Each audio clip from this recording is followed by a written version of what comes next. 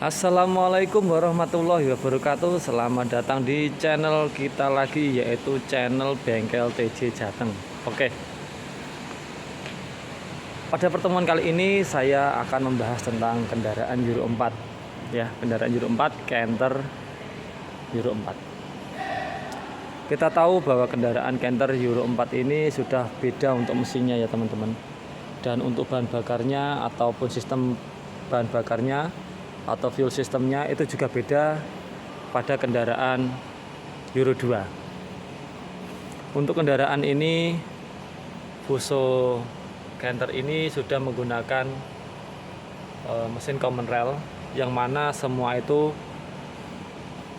diatur oleh satu otak, yaitu ECU yang berada di bawah tambungan radiator. Tempatnya berada di bawah tambungan radiator sebelah baterai. Oke, sudah paham ya teman-teman ya? Sudah paham tentunya, karena di masyarakat sudah banyak yang menggunakan Canter Euro 4. Tapi ada beberapa hal atau ada beberapa keluhan yang dialami oleh para driver. Mungkin karena tenaga, ataupun banyak yang khawatir mengeluhkan tentang bahan bakar yang digunakan. Untuk Canter Euro 4 itu sendiri, dari produksi atau dari pabriknya sudah menyarankan untuk menggunakan bahan bakar Pertamina DEK, yang mana harganya mungkin sekarang sekitar 14 ribuan 1 liternya. Tapi untuk para pemilik bisnis ataupun para pemilik usaha, untuk harga Pertamina DEK di Indonesia ini tentu tidak sebanding dengan biaya operasional yang dikeluarkan oleh si pemilik usaha untuk menjalankan kendaraannya. Para pemilik kendaraan justru lebih memilih solar ya teman-teman, yang mana kandungannya terdapat biosolar atau bahan bakar dari minyak nabati sekitar 30%. Oleh karena itu, otomatis performa yang digunakan pasti, atau performa mesin menjadi lebih turun ya, karena memang standar yang digunakan lebih turun. Tapi kebanyakan untuk para driver atau pemilik kendaraan memilih untuk jalan pintas, yaitu dengan cara remap atau mengatur ulang pada sistem ECU-nya. Padahal untuk kendaraan Euro 4 ini memang sudah diatur sedemikian rupa, memiliki batasan-batasan yang aslinya tidak boleh disetel ulang ataupun di remap ulang. Terus untuk pemilik kendaraan, dia mengakali untuk meningkatkan power dengan menambah atau membuat batasan-batasan yang telah ditentukan oleh pabrik dibuat lebih tinggi, atau cara kasarnya dibobol seperti itu ya teman-teman. Nah, di sini saya akan menjelaskan atau mungkin memberitahu kepada pemilik kendaraan yang melakukan remap, otomatis ada kelebihan dan juga ada kekurangan teman-teman ya. Perlu diingat, ada kelebihan dan kekurangannya. Yang pertama kita bahas kelebihannya dulu. Untuk kelebihan sudah jelas ya teman-teman, bahwa untuk remap dia meningkatkan penyetelan pada kendaraan ini, atau dengan cara kita menaikkan batasan-batasannya yang telah ditentukan oleh pabrik. Otomatis tenaga yang ditimbulkan atau power yang dikeluarkan dia lebih tinggi. Itu untuk kelebihannya. Mungkin kecepatannya lebih maksimal ataupun powernya juga lebih tinggi. Itu kelebihannya. Terus apa sih kekurangan daripada remap itu sendiri? Oke.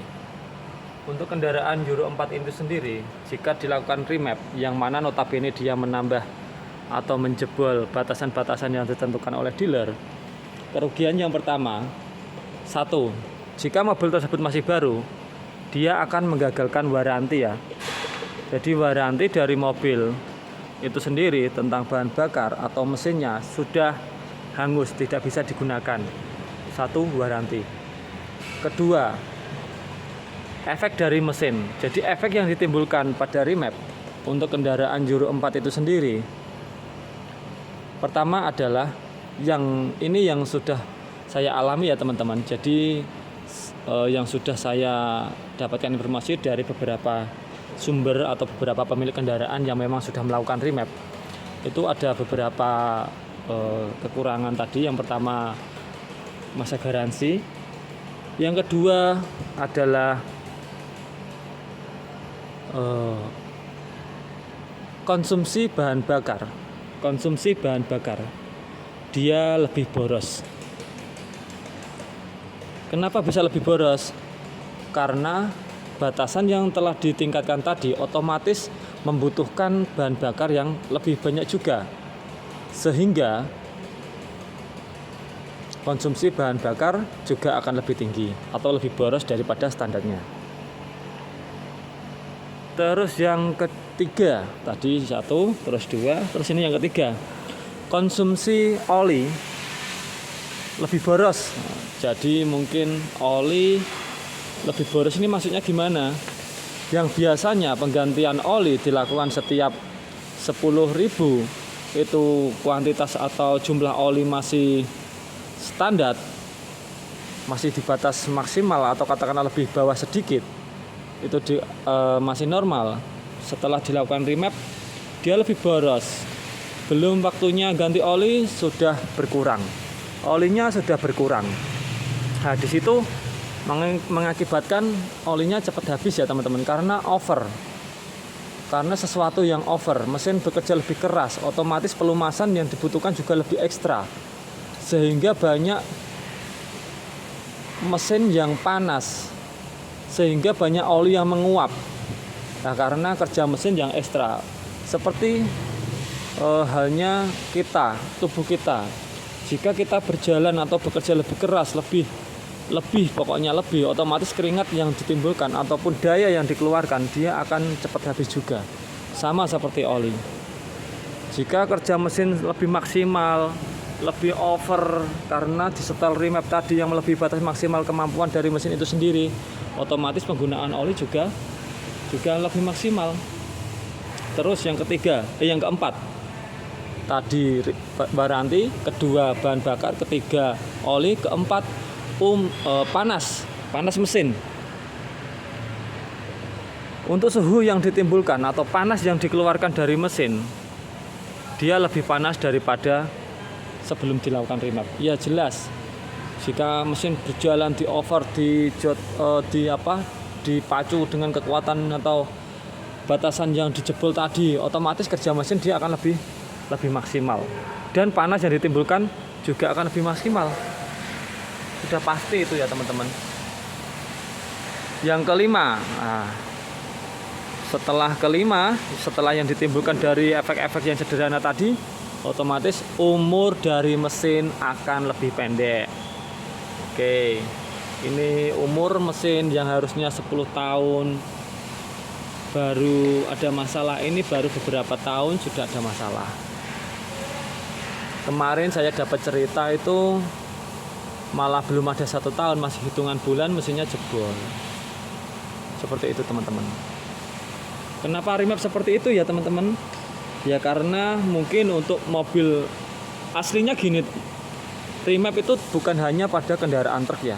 Untuk kendaraan diesel, kendaraan bensin yang sudah menggunakan ECU atau yang sudah common rail atau yang sudah injeksi, dia bisa di remap atau batasan-batasnya bisa dijebol. Tapi untuk kendaraan passenger atau kendaraan kecil, biasanya kan ada alat Daytona atau dyno-test ya, bukan Daytona tapi dyno-test, yang mana dia dicek untuk kekuatannya seberapa. Lah itu bisa dites, ada grafiknya seperti itu. Untuk jalan maksimum di tempat itu bisa dites batasannya. Kalau ini kan belum ada alatnya untuk seperti itu. Kebanyakan orang yang remap ya hanya asal-asalan, tidak sesuai dengan kebutuhan daripada mesin itu sendiri, sehingga ditimbulkan tadi umurnya lebih pendek, cepat jebol. Nah, seperti itu teman-teman. Terus apa solusinya? Di sini saya hanya bisa memberi solusi 2 saja. Yang pertama, untuk solusi yaitu lebih rutin mengganti filter solarnya teman-teman. Karena kita tahu jika menggunakan biosolar ya kita rutin mengganti solarnya, filter solarnya. Minimal 1 kali tap oli, 1 kali ganti filter solar, yaitu depan dan belakang. Untuk filter solarnya di bagian bawah. Itu ya. Filter solar itu lebih rutin diganti, lebih sering diganti untuk penggantian filter solarnya. Terus yaitu menggunakan smart chip yang sudah dijual di pasaran. Itu juga bisa digunakan, karena kalau untuk smart chip hanya mengakali data ya, bukan membuka batasan-batasan yang ditentukan oleh pabrik pada ECU. Dia hanya berupa mengakali data supaya kerjanya mesin lebih maksimal, tapi tetap masih di bawah batasan-batasan yang telah ditentukan. Itu penggunaan smart chip. Oke, demikianlah penjelasan yang dapat saya sampaikan. Semoga ilmu sedikit ini bermanfaat untuk